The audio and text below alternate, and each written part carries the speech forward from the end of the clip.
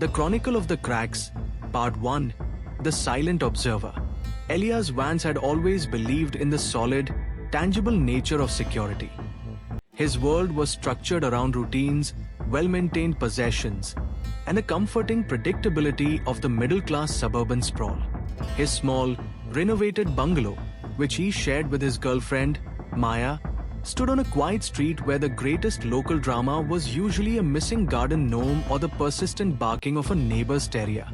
It was a heaven, a place where the locks were deadbolts, the windows were closed, and the shadows were just shadows, nothing more. This certainty, this belief in the invulnerability of his domain, was the first thing the silent observer dismantled. The night it happened, late on a crisp October Thursday, was profoundly unremarkable. Elias and Maya had shared a quick, late dinner, pasta with a sharp pesto sauce that required the quick, efficient slice of their cherished chef's knife. They had cleaned up together, meticulously placing the heavy, German steel blades back into their custom-made wooden block that sat like a small, silent monument on the kitchen counter. This block wasn't just a storage unit. It was a symbol of their domesticity, a reassuring weight of capability and preparation. They retired to the living room, collapsing onto the sofa to watch a rerun of an old, comforting sitcom, the kind of background noise that suggested nothing threatening could possibly exist. Around midnight, Maya fell asleep, her head resting heavily on Elias' shoulder, her soft breathing a counter-rhythm to the canned laughter on the screen. Elias, a light sleeper by nature, stayed awake for another hour, scrolling mindlessly through news feeds until the screen glow began to feel too aggressive in the dark room. He eased Maya onto a pillow, stretched his stiff neck, and performed his nightly ritual, checking the back door, securing the porch light, and finally, making sure the front deadbolt was engaged.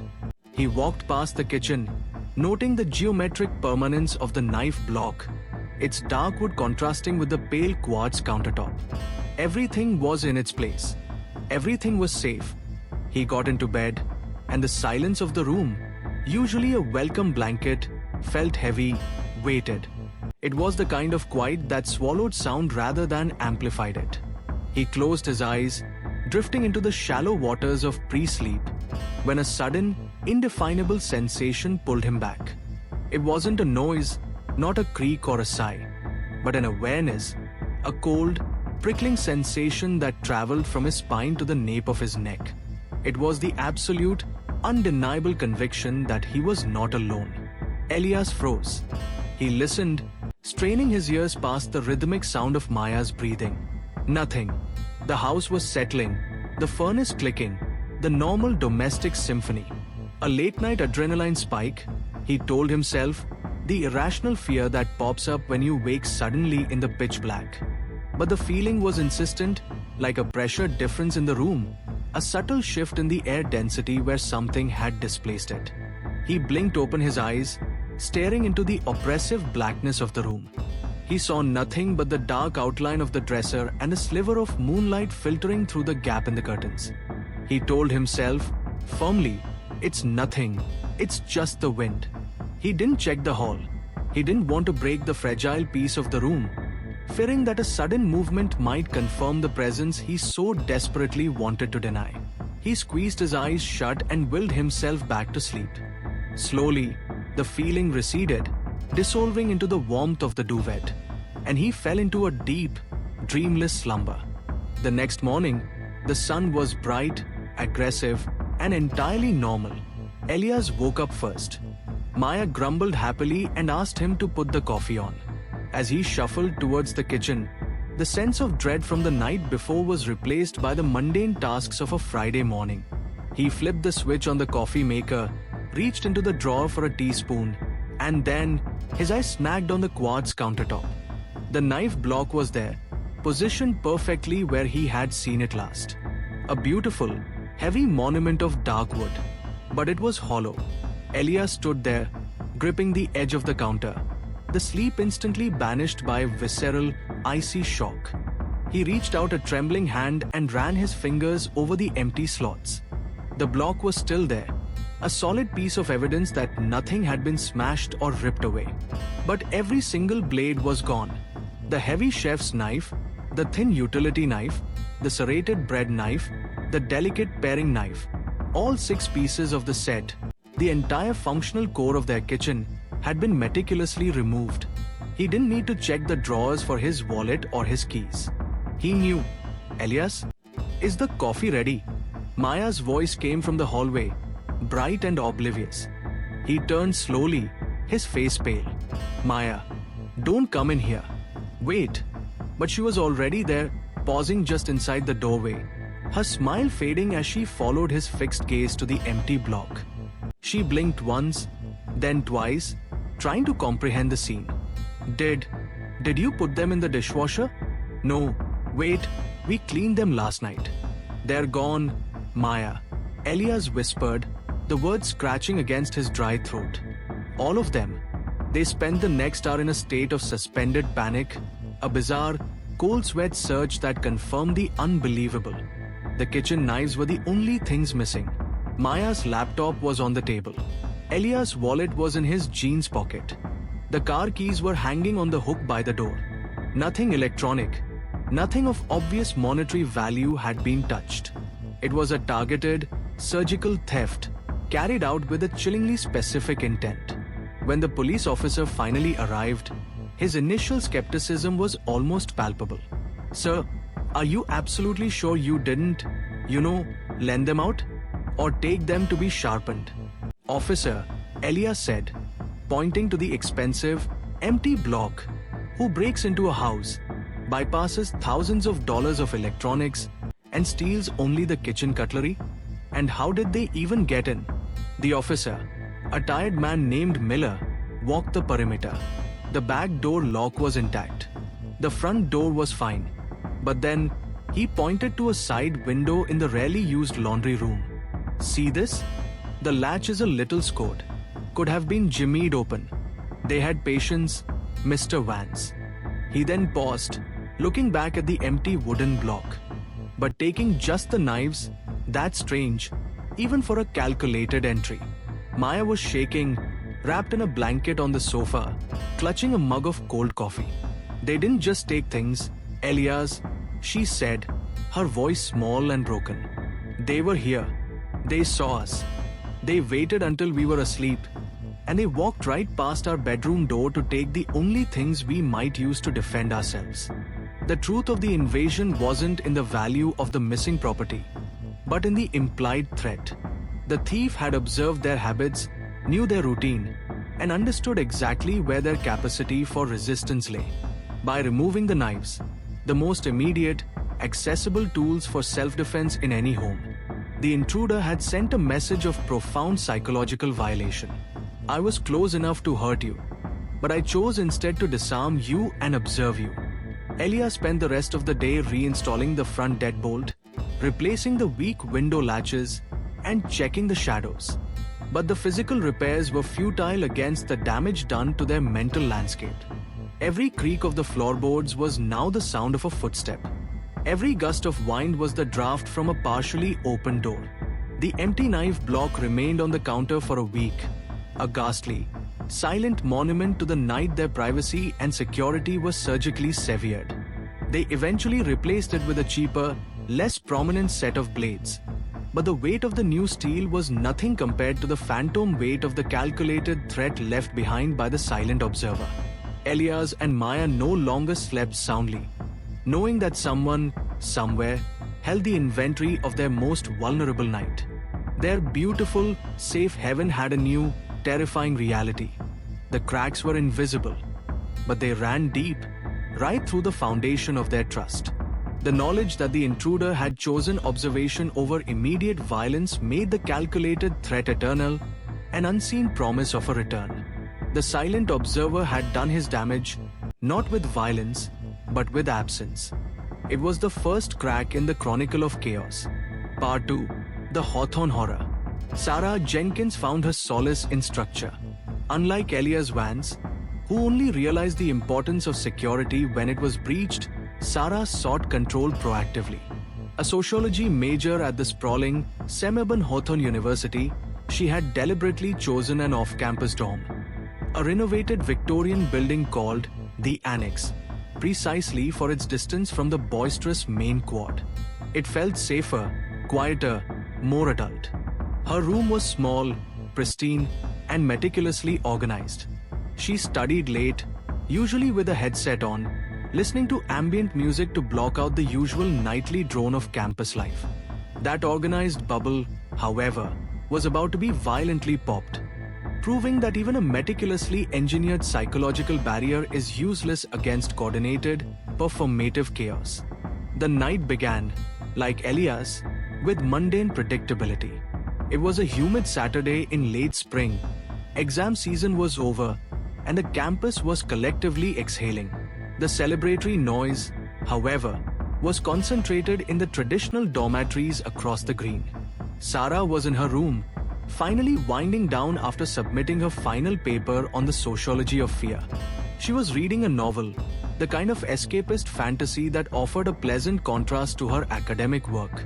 Around 1 a.m., the atmosphere changed. It wasn't a sudden, jarring sound, but a gradual, pervasive shift in the sonic landscape. The distant, scattered party sounds were replaced by rhythmic, focused noise. It sounded like an approaching swarm. Sarah instinctively pulled off her headphones, frowning. The sound solidified. Metallic clicks, the whir of bicycle chains, and a low, resonant chanting. She moved to her window, which overlooked the annex's small, poorly lit courtyard. What she saw made her heart seize in a cold, hard grip. The courtyard was no longer just pavement and overgrown shrubs. It was a stage set for terror. A group of at least 20 figures had materialized silently. They weren't students heading home. They were costumed, anonymous, and moving with disconcerting synchronization. Each person was clad in dark, nondescript clothing, hoodies, and track pants. But their faces were obscured by identical, unsettling masks. Not Halloween masks, but smooth, white, featureless ovals that reflected the weak street lamp light like blank porcelain moons. They were all on bicycles, but they weren't riding. They were using the bikes as props. Some were leaning them against the building, others were holding them aloft, creating a strange, skeletal fence around the annex entrance. The chanting, which had sounded like distant celebration, was now clearly distinguishable. A low, monotonous, and utterly meaningless repetition of a single, guttural syllable. Sarah backed away from the window, pulling the thin curtain closed with trembling fingers. Her mind, trained in rational analysis, scrambled for an explanation. A flash mob? A prank? But the atmosphere was too heavy, too menacing, entirely devoid of humor. Then the weapons appeared. They weren't real, she realized with a gasp that barely held back a scream. But they were terrifyingly effective props. Several figures produced what looked like black assault rifles, holding them with trained, almost military posture. Others gripped baseball bats wrapped in electrical tape. They began to circle the building on foot, their movements slow, deliberate, and theatrical, their white masks turning in unison. The coordinated nature of the event was the most disturbing element. This wasn't spontaneous chaos. It was a performance designed to instill maximum dread. They knew where they were, they knew the effect they were producing, and they were executing a plan. The noise escalated. One of the figures, presumably a leader, yelled a sharp, unintelligible command, and the group stopped circling. 5 individuals moved to the main glass entrance of the annex. With synchronized force, they began to bang the butts of their fake rifles against the thick safety glass, not hard enough to shatter it immediately, but hard enough to make a sickening, resonant thud-thud-thud that echoed through the entire building. Sarah fumbled for her phone, adrenaline making her fingers clumsy. She dialed 911, her breath catching in her throat. 911, what is your emergency? I'm at the Hawthorne Annex, off-campus housing. There's a group, maybe 20 people, wearing masks, surrounding the building. They have what look like guns, and they're trying to break in. They're making a lot of noise. The dispatcher's voice was calm, Annoyingly so. Okay, ma'am, what is the nature of the weapons? Are they confirmed real firearms? I don't know.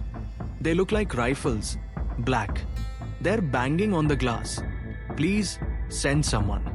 I think they're trying to scare us. We're dispatching a unit, but the campus area has had several reports of organized pranks this week. We need to verify the threat level. The casual dismissal of her terror was almost as chilling as the banging outside.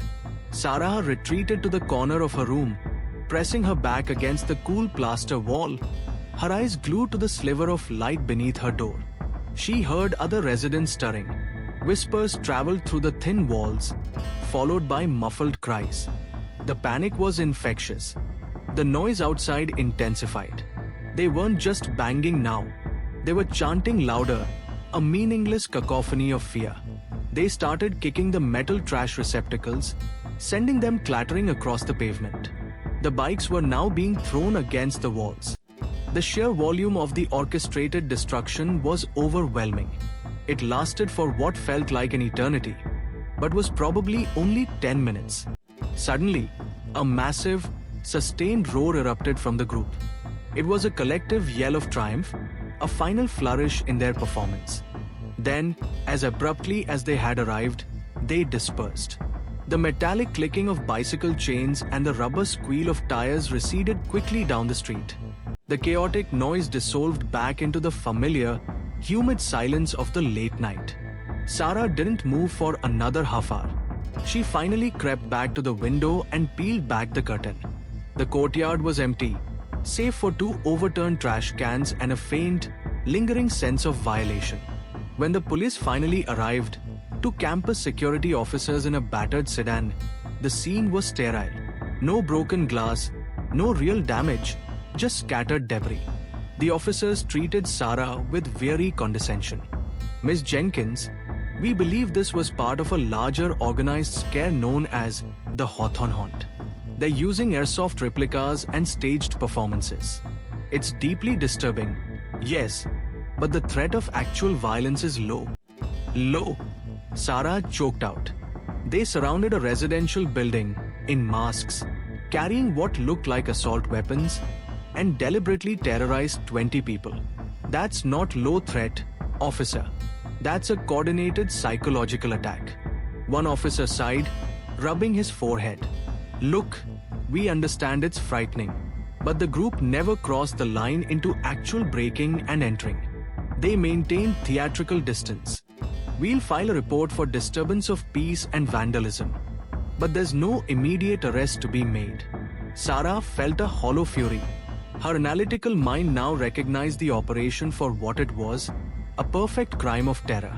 They had used the legal ambiguity of prank and prop to maximize psychological impact while minimizing legal repercussions. They had successfully weaponized performance and anonymity. In the days that followed, the residents of the annex were fractured. Some were dismissive, calling it a ridiculous, elaborate student joke. But most, like Sarah, were profoundly changed. The annex, once a quiet refuge, now felt exposed, a flimsy shell around fragile lives. Sleep was impossible without the slightest noise triggering the image of those identical, featureless white masks turning in unison. Sarah realized that the terror was not the physical presence of the group, but their perfect, cold calculation. They knew the boundaries, the line between fear and actionable violence, and danced right up to it, leaving behind not physical evidence, but a devastating residue of vulnerability.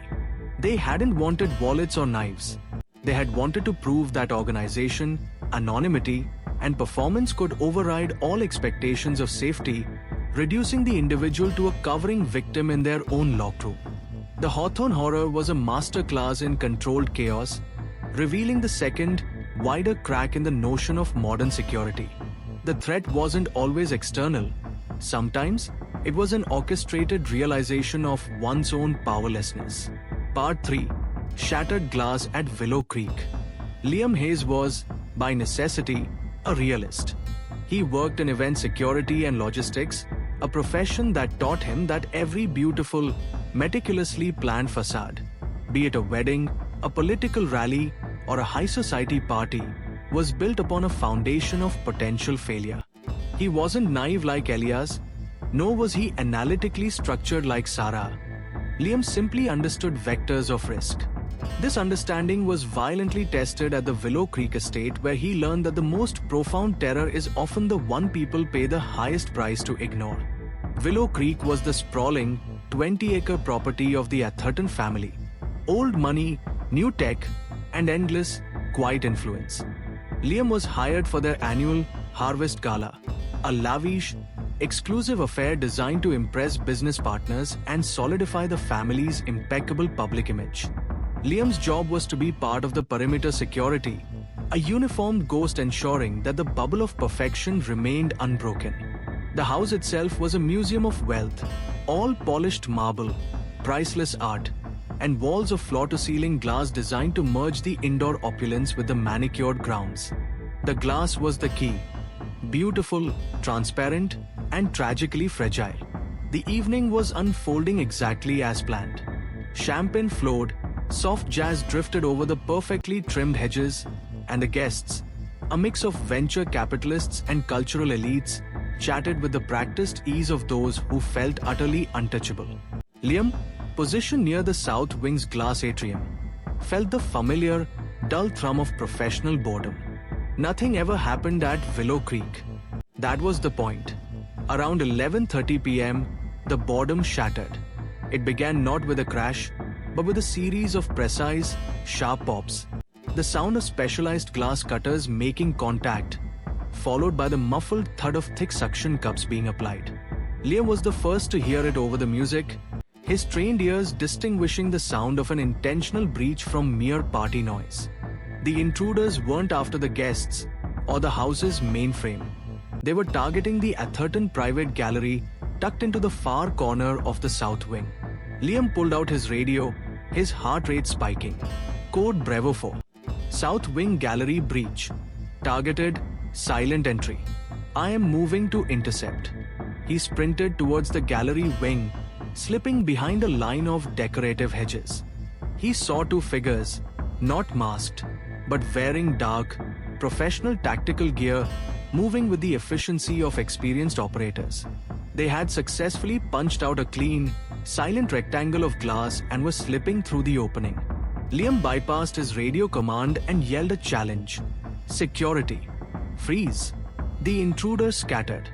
One dropped a small, heavy satchel and scrambled back through the opening. The second, a taller figure moving toward a pedestal that held a single, devastatingly valuable Ming vase, hesitated. This figure was holding a silenced weapon, a pistol. Liam realized instantly. But the hesitation was enough. Liam, relying on muscle memory, tackled the closest potted palm for cover and drew his non-lethal deterrent, a heavy-duty flashlight. He aimed the powerful beam directly into the intruder's eyes. Disoriented, the figure fired. The sound was a flat, wet pea effort. But it hit the Ming vase, not Liam. The sound of the vase fragmenting was not a crash, but a chilling, crystalline explosion. Priceless history dissolved into thousands of sharp, glittering pieces on the marble floor. The intruder, recognizing the failure of the mission, abandoned the weapon and plunged out the hole, melting instantly into the darkness of the manicured grounds. Liam rushed to the breach, radioing the all-clear for the perimeter security to sweep the grounds. The threat was gone. He was unharmed. The gallery was intact, save for the single, spectacular loss on the floor. He stood there, breathing hard, amidst the remnants of the broken vase, a hero who had successfully defended the inner sanctum. But the real terror was about to start, and it wasn't from the thief. Within minutes, the perimeter was sealed. Then came Mr. Atherton himself, followed by his wife, Mrs. Atherton, and their head of house staff. They walked past Liam, ignoring his adrenaline-fueled, triumphant stance. They surveyed the scene. The neatly cut hole in the glass, the discarded satchel, the dropped weapon, and the pulverized, glittering tragedy of the Ming vase. Mr. Atherton didn't thank Liam. He didn't even acknowledge the confrontation. He turned to the head of staff, his face a mask of smooth, terrifying indifference. There was no breach, he stated, his voice low and utterly devoid of emotion. A clumsy kitchen boy shattered a serving platter. It was a minor incident. This section of the house is under maintenance. Do you understand? The head of staff nodded stiffly. Perfectly. Sir, a regrettable incident with the catering staff. Mrs. Atherton stepped forward, her expensive gown brushing against the perimeter tape Liam had set up. She looked at Liam, her eyes colder and harder than the marble floor beneath them. Mr. Hayes, she said, her tone a delicate, silver-plated reprimand. You will not mention the weapon or the intruder in your report. You will state that the glass panel failed due to a structural stressor and a decorative object was damaged in the process. You contained the minor disturbance and ensured the continued comfort of the guests. We value discretion above heroics, do we not? The calculated, ice-cold lie hit Liam with greater force than any bullet. They weren't just minimizing the incident, they were erasing it. They were actively choosing to bury the traumatic reality, the sound of the silenced gun, the sight of a mercenary on their property, to protect the facade of their perfect, safe world. Liam tried to argue. Sir, we have forensic evidence. The thief dropped his bag, and the weapon is right there. This was a targeted attack. We need to alert the police to the method of entry. Mr. Atherton finally looked at him, his gaze heavy with the unspoken weight of his power.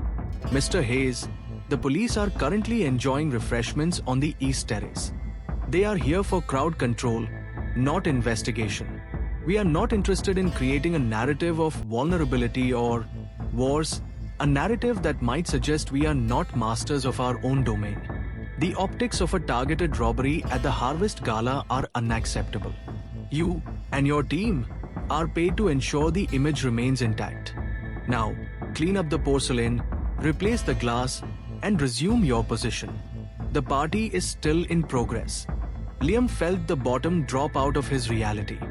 He had risked his life, not to protect the family's assets, but to uphold their image.